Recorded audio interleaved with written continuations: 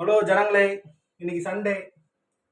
என் பொண்டாட்டி அதாவது டார்ச்சரு இன்னைக்கு உங்களுக்கு என்ன செஞ்சு காமிக்க போகுதுன்னா சிக்கன் பிரியாணி பாஸ்மதி ரைஸில் செய்ய போகிறோம்.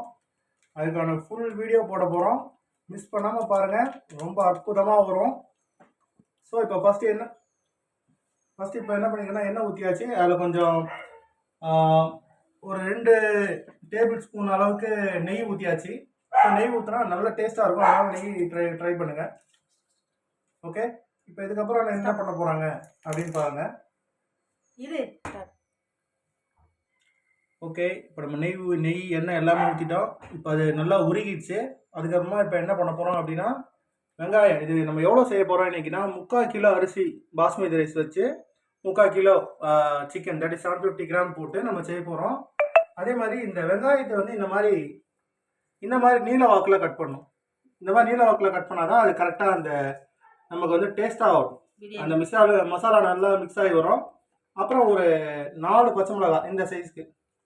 இல்லை சின்னதாக இருக்குன்னா 5-6 போட்டுக்கலாம். பெருசாக இருக்குன்னா நீங்கள் 2-3 போட்டாலுமே போதும். இதுக்கப்புறம் என்ன பண்ண போகிறோம்? ஓகே, இப்போ நல்லா வெந்துருச்சு. நல்லா வந்து கீ நல்லா காஞ்சிருச்சு, எண்ணெயும் நல்லா காஞ்சிச்சு. இப்போ இதில் வந்து ஆனியன் போடணும். ஆனியனோட அளவு வந்து ஒரு 3 பெரிய வெங்காயம், அதாவது ஒரு 300 கிராம் அளவுக்கு நீங்கள் ஆனியன் சேர்த்துக்கோங்க. 4 பச்சை மிளகா போட்டு இந்த மாதிரி நல்லா வந்து வதக்கணும். எண்ணெயில் நல்லா வதங்கணும். வதங்கினாதான் நல்லா இருக்கும். ஸோ இது நல்லா பாருங்கள். இதே மாதிரி நல்லா மேரினேட் பண்ணணும். இது வந்து இது பண்ணக்கூடாது, தீயக்கூடாது. பொன்னிறமாக வர வரைக்கும் இதை நம்ம வந்து வதக்கிட்டே இருக்கணும். இப்போ பாருங்கள், கொஞ்சம் எவ்வளோ நேரம் அதுக்கு வந்து பார்த்தீங்கன்னா ரைஸ் வந்து ஒரு 750 கிராம் அளவுக்கு ரைஸ் எடுத்து இந்த மாதிரி ஊறுற அளவுக்கு இந்த மாதிரி இதை பாருங்கள், இந்த மாதிரி ஊறுற அளவுக்கு நம்ம வச்சுக்கணும். ஓகேவா? தண்ணியில் ஊற வச்சுக்கணும். நார்மல் பச்சை தண்ணியில் ஊற வச்சா போதும். எவ்வளோ நேரம் ஊறணும்? 3 டம்ளர் அரிசிக்கு 3 டம்ளர் தண்ணி ஊற்றி ஒரு 20 நிமிஷம் ஊற வச்சுக்கோங்க. முன்னாடியே பாருங்கள், இந்த மாதிரி நம்ம நல்லா இதை வந்து நல்லா வணக்கணும். பாருங்க, இது நல்லா வணங்கிடுச்சு. நல்லா வணங்கிட்டே இருக்கு.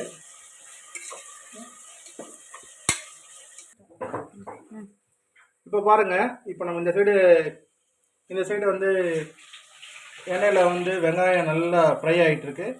இன்னொரு சைடு நம்ம என்ன செஞ்சுருக்கோம் இன்னைக்கு அப்படின்னா, கூடவே மட்டன் ஈரல் செஞ்சுருக்கோம். ஃப்ரையாக வெங்காயம் போட்டு அது மசாலாலாம் போட்டு செஞ்சுருக்கோம். பாருங்கள் எப்படி இருக்குது அப்படின்ட்டு. அது கூட மேலே கொஞ்சம் பச்சை வெங்காயத்தை போட்டு வச்சுருக்கோம். சாப்பிடும்போது டேஸ்ட்டாக இருக்கணும் அப்படின்றதுக்காக.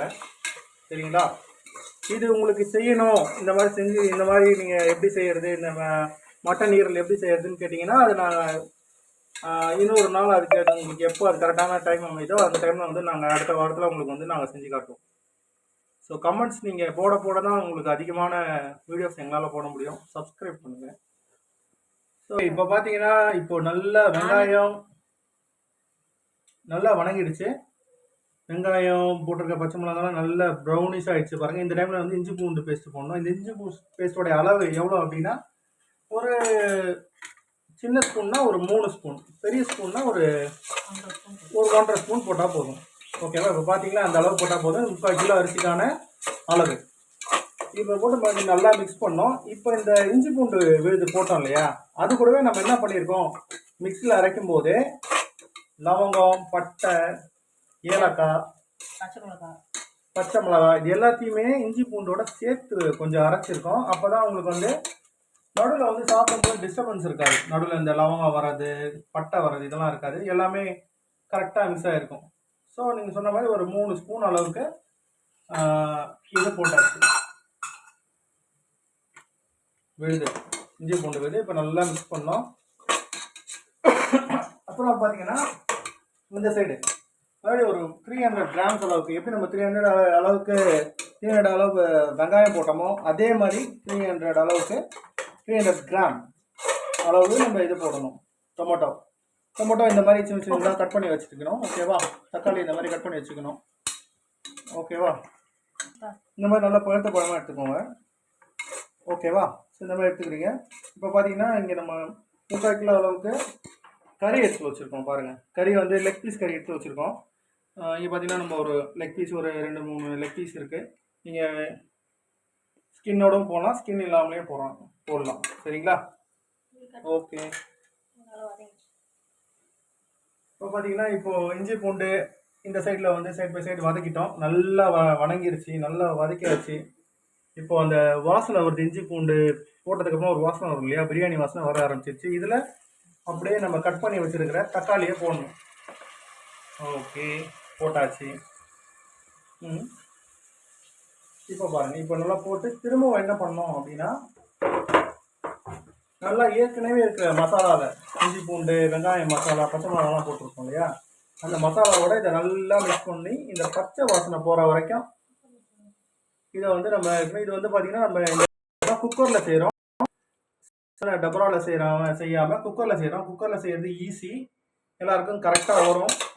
ஸோ கரெக்டான பதத்தில் நம்ம கரெக்டாக எடுத்துட்டோம்னா ஒரு சூப்பரான பிரியாணி கிடைக்கும். ஓகே, இப்போ மசாலா தக்காளியோட நல்லா மிக்ஸ் ஆகி நல்லா வணங்கி நல்லா மிக்ஸ் ஆகி நல்லா ஒரு அருமையான ஒரு வாசனை வர ஆரம்பிச்சிருச்சு. இது வந்து எப்படின்னா ரொம்ப சிம்பிளாக பண்ணுற ஒரு பிரியாணி, குயிக் பிரியாணி. மேக்ஸிமம் ஒரு 1/2 அன் ஹவரில் பண்ணிடலாம். யாராவது உங்கள் வீட்டில் விருந்தாளி வந்திருக்காங்க அப்படின்னா நீங்கள் போய் ரொம்ப வெளியே ட்ரை பண்ணி ஸ்டெயின்லாம் பண்ணிக்க வேணாம். ஜஸ்ட்டு வீட்டில் எல்லா பொருளும் இருக்குது, சிக்கன் மட்டும் வாங்கினீங்கன்னா ஜஸ்ட்டு வாஷ் பண்ணி போட்டு இந்த மாதிரி நீங்கள் பண்ணிங்கன்னா ரொம்ப குயிக்காக பண்ணிடலாம். Fast biryani, quick and fast biryani. இப்போ நம்ம என்ன பண்ண போகிறோம் அப்படின்னா இதில் வந்து சிக்கன் ஆட் பண்ண போகிறோம். பாருங்கள், சிக்கன் இதில் போட்டுடலாம். இதோட அளவு வந்து 3/4 கிலோ அளவு. பாருங்கள் எப்படி போடுறாங்க, இப்படி இதே மாதிரி போடுங்க. கரெக்டாக ஒரே இடத்துல போடாமல் எல்லா பக்கமும் பரவலாக போடுங்க. ஸோ நாங்கள் லெக் பீஸ் வச்சு வாங்கியிருக்கோம். இல்லை லெக் பீஸ் வேணாம் அப்படின்னா நீங்கள் நார்மலாகவே கட் பண்ணியும் போட்டுக்கலாம். இப்போ என்ன பண்ணோம் அப்படின்னா இது நல்லா இதில் வந்து மேரினேட் ஆகணும். ஸோ அப்போ உங்களுக்கு வந்து அப்போ தான் அந்த ஊற தான் அந்த டேஸ்ட் ரொம்ப நல்லாயிருக்கும். ஸோ இது நல்லா இருக்கும், ஊறட்டும். மிக்ஸ் பண்ணியாச்சு. நம்ம தனியாக வந்து செய்யாமல் அப்படியே குக்கர்லேயே செய்கிறோம். இது வந்து எந்த விதமான தனியாக வந்து குழம்பு வைக்கிறது அந்த மாதிரிலாம் இல்லாமல் டைரெக்டாக அப்படியே பண்ணுறோம்.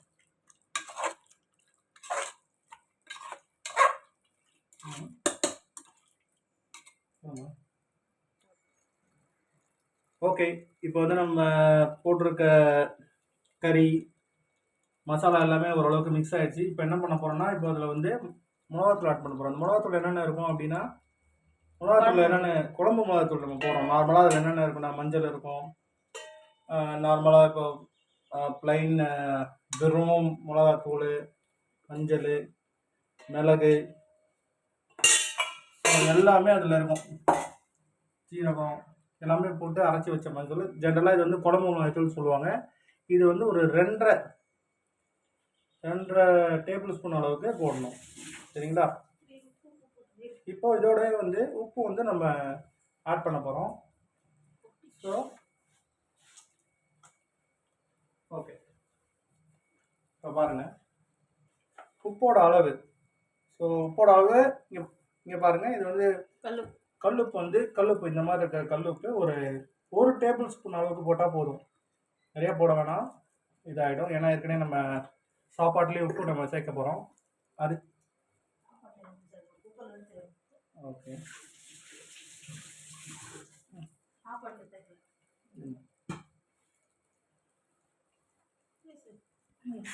ஓகே, உப்பு போட்டாச்சு. இப்போ வந்து இது வந்து மிக்ஸ் பண்ணோம். பாருங்கள், இதில் இப்போ தண்ணியெலாம் நம்ம எதுவுமே ஊற்றவே இல்லை.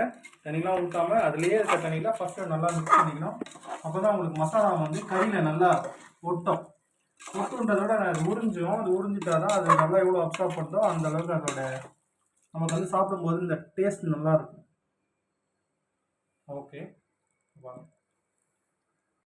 ஸோ இந்த கிரேவி கன்சிஸ்டன்சி வர்றதுக்காக லைட்டாக ஒரு டம்ளரில் ஒரு 1/4 டம்ளர் அளவுக்கு கொஞ்சம் தண்ணி ஊற்றினா போதும். போட்டு மிக்ஸ் பண்ணிங்கன்னா அந்த மாதிரி கிரேவி பதத்தில் வந்துடும். ஏன்னா ஏற்கனவே அரிசி வந்து நம்ம தனியாக ஊற வச்சுருக்கோம். ஓகே, ஏற்கனவே அரிசி நம்ம தனியாக ஊற வச்சுருக்கோம். தண்ணி ஊற்றக்கூடாது. ஸோ தண்ணி தேவையில்லை, இல்லைன்னா உங்களுக்கு குழஞ்சிடும். ரைஸ் வந்து நல்ல ரைஸாக வாங்கிக்கோங்க. ரைஸ் வந்து பார்க்கும்போதே நல்லா ஒரு குவாலிட்டியான ரைஸ் வாங்கிக்கோங்க. ஃபார் எக்ஸாம்பிள் மார்க்கெட்டில் பார்த்தீங்கன்னா இப்போ யூனிட்டி அரிசி நல்லாயிருக்கும். ஸோ அது வந்து அவ்வளோ சீக்கிரம் இதாகாது, உங்களுக்கு உடையாது ரைஸ். ஸோ நல்லா நின்று வேகும். அதனால் நீங்கள் வந்து யூனிட்டி அரிசி நாங்கள் யூஸ் பண்ணுறோம். நீங்கள் வந்து அதை விட பெஸ்ட்டாகவோ நல்ல ஒரு பழைய பாஸ்மதி ரைஸ் ஊற்றினா ஓகே தான். புது அரிசி போட்டிங்கன்னா அது சீக்கிரமாக அது குழஞ்சிடும். தேங்க்யூ. இப்போ பார்த்தீங்கன்னா கிரேவி பார்த்தீங்கன்னா நல்லா வந்துருச்சு. அதோட எண்ணெய் பதம் பாருங்கள், அப்படியே எண்ணெய் அப்படியே லேசாக அப்படியே மேலே மிதக்க ஆரம்பிக்கும். இப்போ நம்ம வந்து நறுக்கி வச்சுருக்க கொத்தமல்லி போட்டுக்கிறோம் பாருங்கள். இந்த அளவுக்கு கொத்தமல்லி வந்து வாசனைக்காக போடுறோம். இப்போ போட்டுட்டு என்ன பண்ணோம்னா, இப்போ மறுபடியும் அதே கிரேவியில் நம்ம என்ன பண்ண போகிறோம் அப்படின்னா மிக்ஸ் பண்ண போகிறோம் பாருங்கள். நல்லா இந்த மாதிரி நல்லா மிக்ஸ் பண்ணிக்கோங்க. ரொம்ப மிக்ஸ் பண்ணணும்னு அவசியம் இல்லை, ஓரளவுக்கு அந்த மசாலாவோட ஜஸ்ட் டச் ஆனாலே போதும். அது நல்லா சுருங்கி நல்லா நமக்கு பிரியாணியில் நமக்கு அது வெளியெல்லாம் தெரியாது, அப்படியே கலந்துடும். இப்போ அடுத்தது அரிசி பாருங்கள். 3/4 கிலோ அரிசி ஊற வச்சு எவ்வளோ நேரம் ஊற வச்சுருக்கோம்? ஒரு 20 மினிட்ஸ் இதை ஊற வச்சுருக்கோம். ஊற வச்சு அப்படியே நீங்கள் பாயில் தேவையில்ல, டைரெக்டாகவே போட்டுடலாம். அதான் நாங்கள் சொன்னோம் இல்லையா, இது வந்து குயிக் பிரியாணி. சொன்னால் சீக்கிரமாக செஞ்சிடலாம். இது தனியாக இது உலை வச்சு தனித்தனியாக பண்ண தேவையில்ல. அப்படியே நீங்கள் வந்து அரிசி இப்படியே போட்டு இது பாருங்கள். இப்போ இதே மாதிரி லேசாக ரொம்ப ஹார்டாக இது பண்ணக்கூடாது, கலந்துக்கிட்டு இருக்கணும். ஸோ தண்ணி பார்த்தீங்கன்னா கரெக்டாக இருக்கு பாருங்கள். தண்ணி பார்த்தா ரொம்ப முக்கியம். பாருங்கள், இந்த அளவுக்கு தண்ணி பார்த்துட்டு அவ்வளோதான். இப்போ நல்லா மிக்ஸ் பண்ணுங்க. நல்லானா லேசாக அவ்வளோதான் மிக்ஸ் பண்ணியாச்சு. மசாலாவோட கறியை போட்டு நல்லா கறி அரிசி எல்லாத்தையும் போட்டு மிக்ஸ் பண்ணியாச்சு. பாஸ்மதி ரைஸ் பிரியாணி இப்போ ரெடி ஆகிட்டு இருக்கு, பார்க்கலாம். இப்போ என்ன பண்ண போகிறோம் அப்படின்னா பாருங்க. ஸோ இந்த மாதிரி இந்த கண்டிஷனில் இருக்கும்போது இதை வந்து நம்ம மூடி வச்சிடணும். மூடி வச்சு நம்ம எவ்வளோ நேரம் இது ஒரே ஒரு அரிசி நல்லா ஊற வச்சிட்டோம். அரிசி நம்ம ஓரளவுக்கு நல்லா ஊற வச்சிட்டோம். 20 மினிட்ஸ்ன்றதுனால ஜஸ்ட் ஒரே ஒரு விசில் வந்தால் போதும், நம்ம பிரியாணி வந்து ரெடி ஆகிடும். சரிங்களா? ஸோ மூடியாச்சு. அது மேலே வெயிட் போட்டு ஒரே ஒரு விசில் வர அளவுக்கு நம்ம வெயிட் பண்ணால் போதும். ஒரு 5 மினிட்ஸில் பிரியாணி ரெடி ஆகிடும். ஓகே, இப்போ வந்து நம்ம வெயிட் போட்டோம். அந்த ஒரு விசில் விட்டு எடுத்தாச்சு. இப்போ பாருங்கள், ப்ரெஷர் அடங்கிடுச்சு. ப்ரெஷர் அடங்குற வரைக்கும் வெயிட் பண்ணோம். இப்போ ஓப்பன் பண்ணுறோம் பாருங்கள். வாவ், இப்போ நம்மளோட சிக்கன் பிரியாணி, பாஸ்மதி ரைஸில் செஞ்ச சிக்கன் பிரியாணி ரெடி ஆகிடுச்சு. பாருங்கள் என்ன சூப்பராக வந்திருக்கு அப்படின்ட்டு. இதை நம்ம அப்படியே லேசாக கிளறி விடணும், இல்லைன்னா உடஞ்சிரும். பாருங்கள் ரைஸ் பாருங்கள் இப்போ எப்படி வந்திருக்குன்னு பாருங்கள். ரைஸ் பாருங்கள் உடையாமல் வந்திருக்கு பாருங்கள், சூப்பராக. இங்கே பாருங்கள், நான் கையில் எடுத்துக்காங்க. இங்கே பாருங்கள், நான் கையில் எடுத்து காமிக்கிறேன் பாருங்கள். இங்கே பாருங்கள், நல்ல சூடு. எப்படி வந்திருக்கு பாருங்கள். ஆப்பா, சரியான சூடு. பாருங்கள் எப்படி அழகாக. இங்கே பாருங்கள், அரிசி உடையாமல் சூப்பராக வந்திருக்கு பாருங்கள். இதுதான் கரெக்டான பதம். ஸோ நீங்கள் சண்டேஸில் இல்லை உங்களுக்கு எப்போ டைம் கிடைக்குதோ இதை ட்ரை பண்ணி பாருங்கள். குயிக் பிரியாணி ரொம்ப ஈஸியாக செஞ்சிடலாம். குக்கரில் நம்ம ரொம்ப குயிக்காக செஞ்சிடலாம். ஓகேவா ஜனங்களே? பாருங்கள், இப்போது நம்மளோட பிரியாணி குயிக் பிரியாணி ரொம்ப குயிக்காக ரொம்ப வாசனையாக கமன்னு என்ன அப்படியே இழுக்குது. இப்போ அதை நம்ம என்ன பண்ண போகிறோம், பிளேட்டிங் பண்ண போகிறோம். வாழை இலை வச்சு பிளேட்டில் இங்கே பாருங்கள் ஒரு லெக் பீஸ் வச்சாச்சு.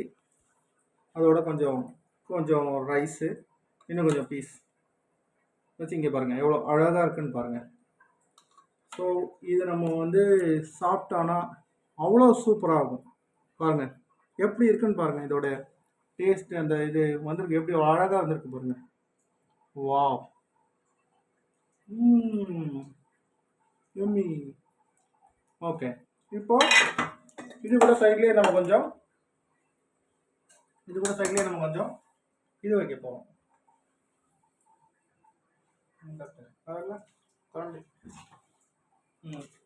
இதோட நம்ம மட்டன் ஈரல் இதில் வச்சுருக்கோம் பாருங்கள்.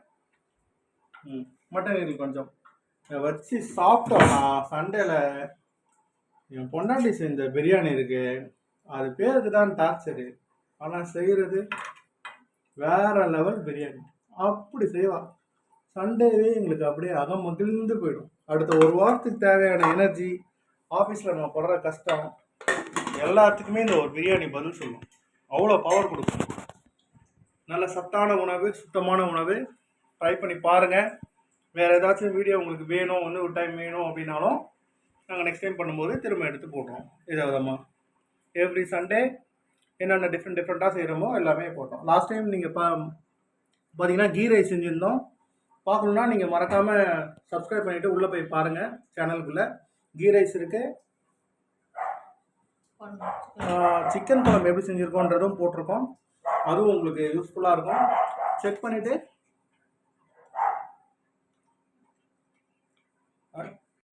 ஜனங்களே இந்த வீடியோ பார்த்துட்டு ஃபார்வர்ட் பண்ணுங்கள், கமெண்ட் பண்ணுங்கள், மறக்காமல் சப்ஸ்கிரைப் பண்ணுங்கள். அப்போ தான் எங்களால் மோர் வீடியோஸ் போட முடியும், நிறைய வீடியோ விதவிதமாக போட முடியும். Thank you, thanks for all your support for subscribing us. Thank you, bye.